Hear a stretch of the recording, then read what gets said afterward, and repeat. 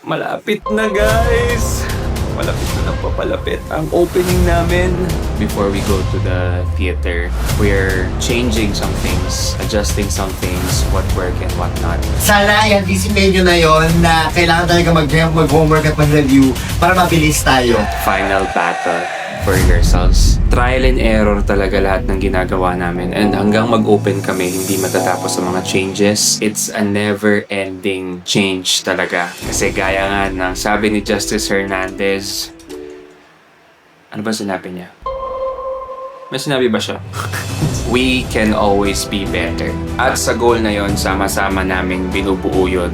Sama-sama naming pinupuntahan yun. Please be healthy, no? Kasi nakita niyo yung pawis niyo kanina sa Ridalong, nadadagdagan pa ng pawis niyo, no? May singil pa pawis niyo ng ganyan. So, yung pacing, kapag nag-full out kayo, isipin niyo na dire-diretso kayong nandun on actual show. Okay? So, i-pace niyo happy, healthy, para umabot lahat yung katawan natin doon, okay? Pero sa totoo lang, kinakabahan na talaga ako. Hindi ko nare-realize na sobrang bilis ng mga pangyayari. Sobrang bilis ng panahon. Sa inyo lang. Secret lang to. Nakakapagod. Nakakapagod na siya. Pero, gusto ko to eh. Mahal kong Bar Boys. Mahal kong si Eric Vicencio. Napamahal na sa akin lahat ng mga tao na nandito, parte ng Bar Boys, para dun to. At para sa mga tao manonood, makakapanood ng Bar Boys, ayun lang, hindi na ako magdadrama. May singilang pangarap, makikiupas sa buwang sa puso.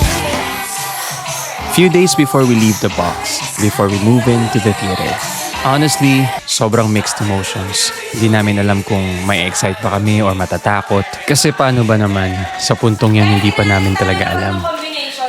Kung kaya talaga na lumalabas kayo. Relax, take a deep breath. And as you sail in there. And bababa, bumaba muna, bumaba muna, and breathing. So, nag-10 minute warm up ako. Tapos hindi ko kinaya kasi pinapakiramdaman ko yung katawan ko because yesterday, I was absent because I was sick. And there. Hello. Dami namin today. Kotang-kota na si ate today. Kota na si ate today sa karinderya. And yes, absent ako kahapon. Sabi ng director, sabihin mo absent ka kahapon. Yes po, absent ako kahapon because gusto ko lang umabsent. Hindi, may nag-comatose ako kahapon. My signature is worth $50,000. You're watching.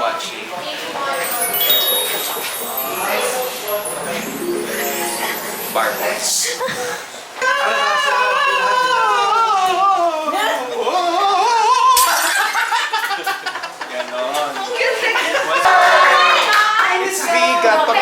No, this is just for October 4. As you all know, we've scheduled this since August pa. But October 4 is our press conference. We're calling it our orientation day ng Bar Boys the Musical. First time ever actually Barefoot's having an actual press doon.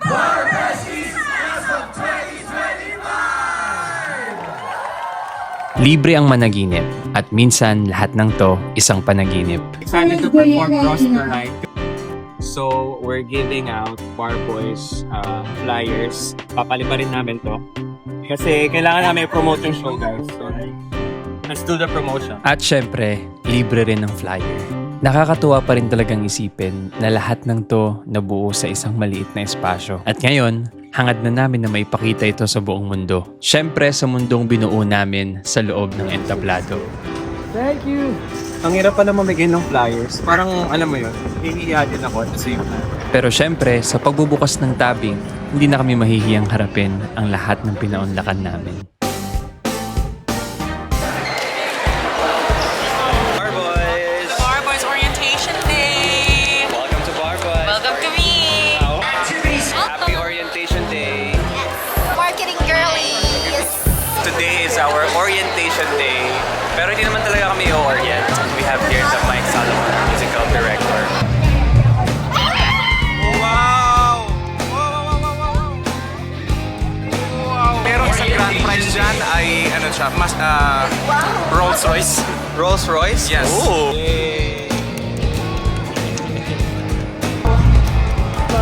Wow! Hi, hello! Strategy dyan ay kailangan mo lang galingan. Wow!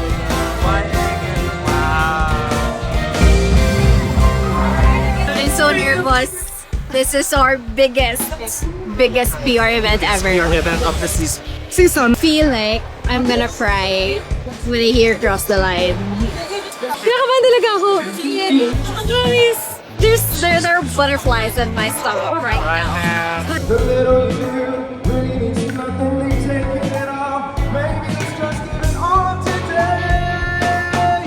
Gusto ko ng pasaya, gusto ko ng nagsisimakaw, gusto ko lumilian. Huwag yung tatawin na emulsion, tatawin na Yes!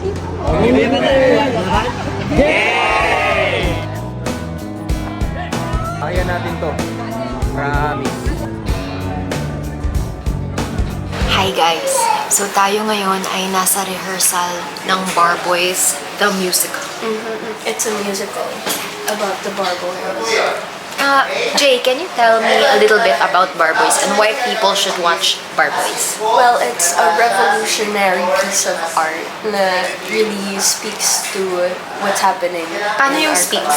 country. Nagtatalk.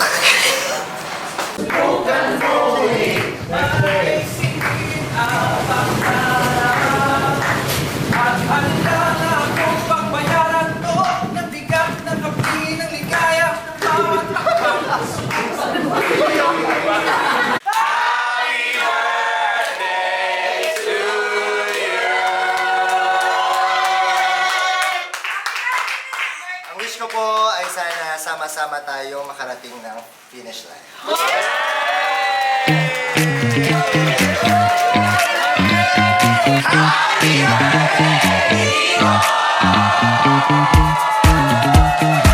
This is our last 6 days dito sa Davao. So, hindi siya dahil magiging sentimental tayo about diba? Pero parang in short, last 6 days na lang to get everything right. Thank you, the box.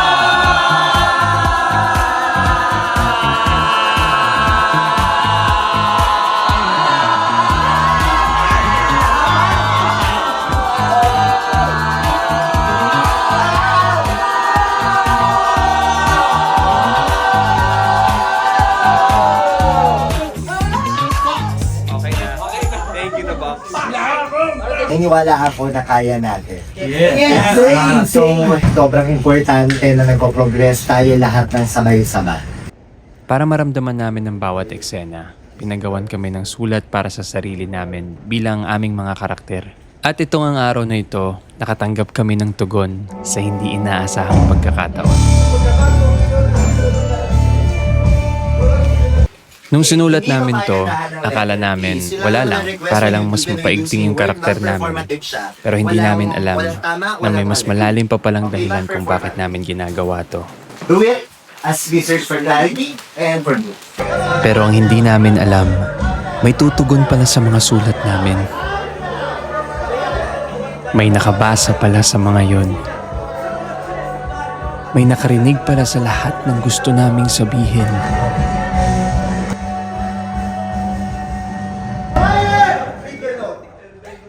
Read it, come on. Read it, come on. You can do it. Out loud, please. Out loud.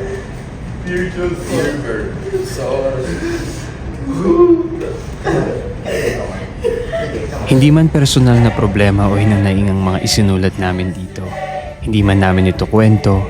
Marahil may isang taong tulad ni Eric, Chris, Turan, Josh, at ng lahat ng karakter sa dulang ito. Ito ang dahilan kung bakit gusto at kailangan namin itong ikwento. Hindi namin kailangang maranasan ng mga to.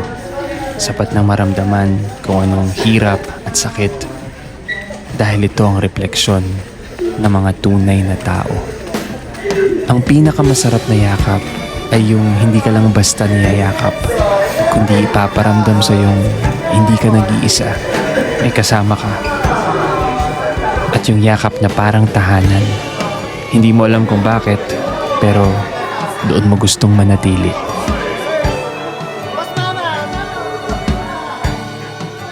At higit sa lahat, yung yakap na hindi mo naman hiningi, pero dumating nung pinakakailangan mo.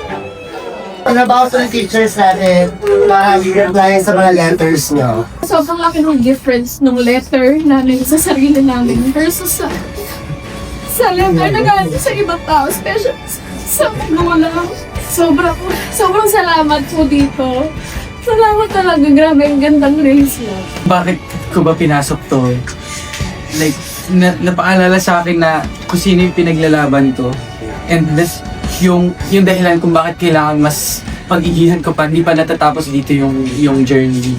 Iba talaga yung pakiramdam nun. Nakita ka. Kasi yung idea na nakita yung pinaka-vulnerable state ng character mo. Na sa tingin mo, ikaw lang talaga makakaalam. May makakakita nun. Parang yun, para sa akin yun yung boses ng Panginoon.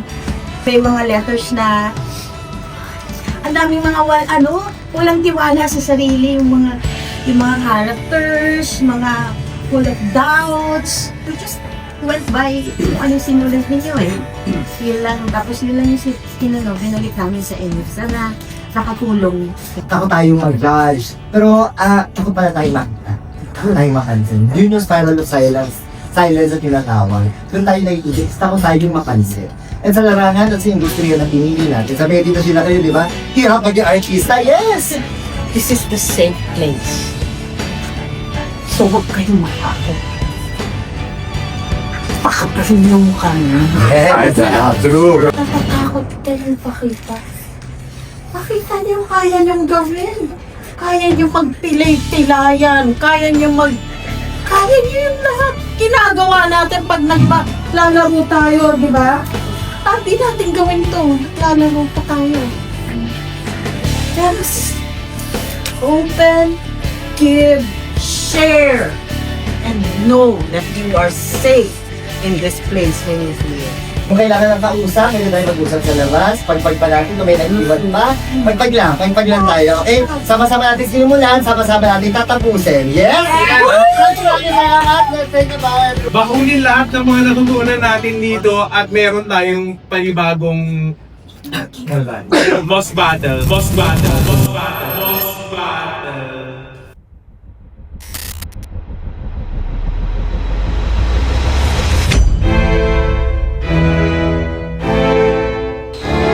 my God. This is it, guys. This is our first day here in Arete.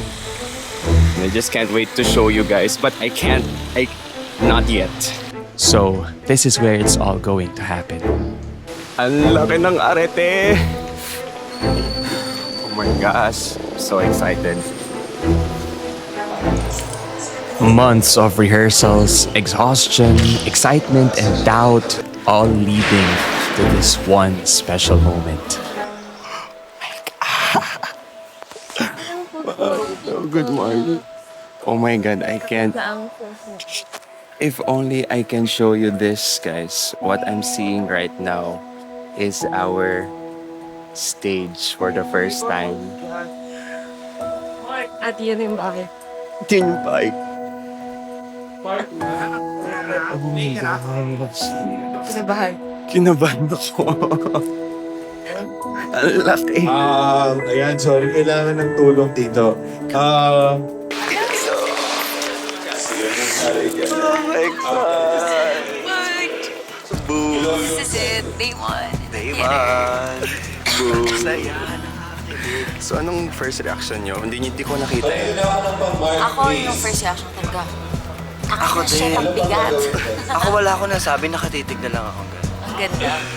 Yes, sobrang ganda. Excite gumalaw. Oh, yung isa doon hindi makapagsalita. Amazed na amazed pa siya.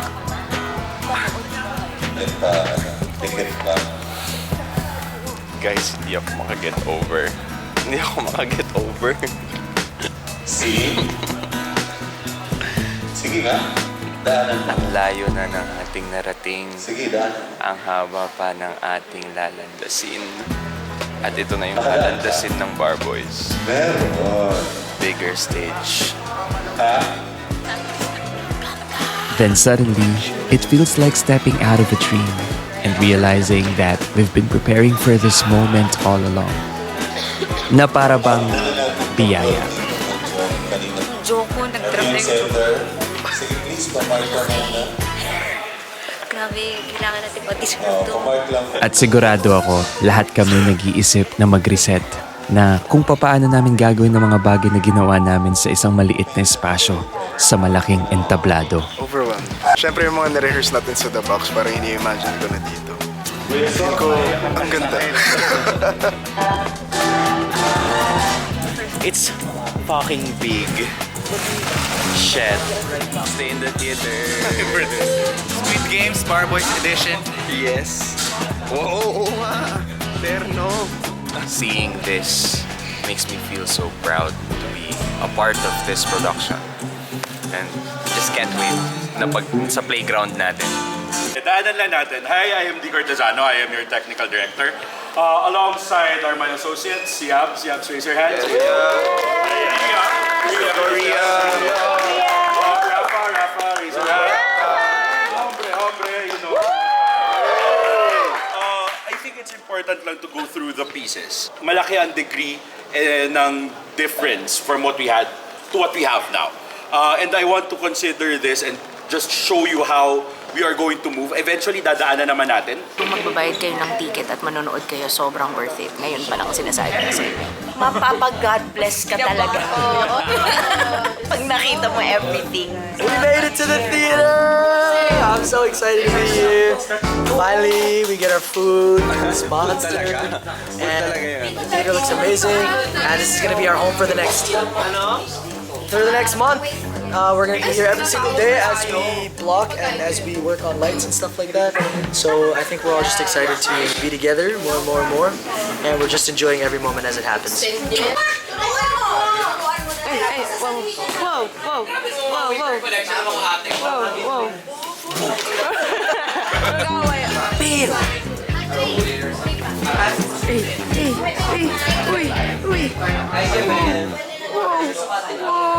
Guys, tumigil siya. Na parang, wow, nawala po guys. Laki na ng para kaming nagpunta biglaan sa isang mansyon na hindi na kami nagkakakitaan. Because sobrang laki ng theater. At may kanya-kanya na lahat ng mga agenda. May mga nagaganyan, may nagsosolo, may nagsosolo din, may nagnanap.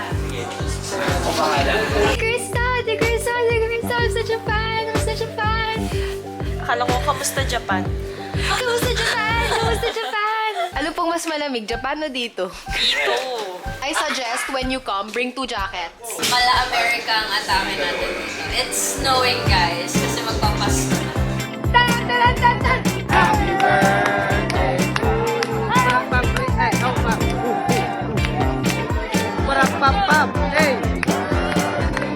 Hello, friends!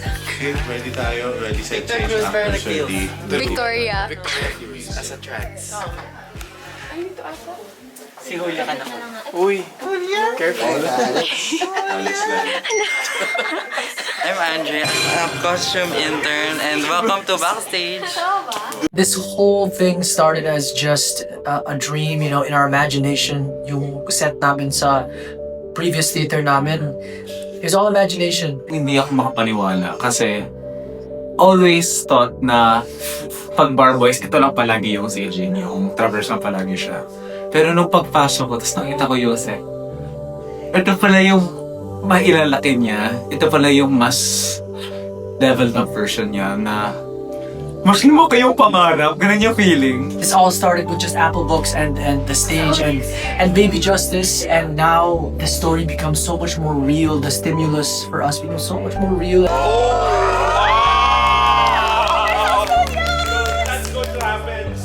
Sarap lang na makita yung mga big set pieces kasi nakakadagdag siya sa magic. It is going to be a whole new show. Sabi nga ni Gab, parang this is Barefoot's bunso, and for us, panganay natin to. We originated these characters. Talagang inaasam na namin to before, but to see how it expands to a bigger stage. Oh my God, as in, pangarap. Nakakatuwa to see how much it's grown. Kasi feeling mo, mas lumalim talaga yung material. Ang sarap maglaro, ang sarap na talagang pumunta dun sa mundo ng Barboys. So, saya. The story deserves it. Barefoot deserves it. The cast deserves it. Team deserves it. And most importantly, our audience deserves it. At sigurado ako dahil alam na namin, mas mapapakita namin sa audience. At mas malakas at sana mas lumalim sa puso ng mga manonood na eto ang kwento natin, may paglaban ng tao. Grabe, we made it this far. Tulad na sabi ni Chris, grabe Eric, we made it this far. At nung gabing yun, nagawa naming ipakita ang matagal na naming pinangarap ipakita, ikwento at ibahagi. At naging posible lahat yon dahil walang bumitaw, hawak kamay, sama-sama, hanggang sa makatungtong kaming lahat sa inaasam-asam naming entablado. Bawat isa sa amin hindi inakalang ganito kainit ang pagtanggap sa kwentong una nang naging espesyal sa amin. Wala nang masigit pa sa ganong pakiramdam at pangako, hanggat andito kami sa entablado, ang aming sinimulang kwento ay magpapatuloy hanggang sa sama-sama at sabay-sabay naming marating ang dulo.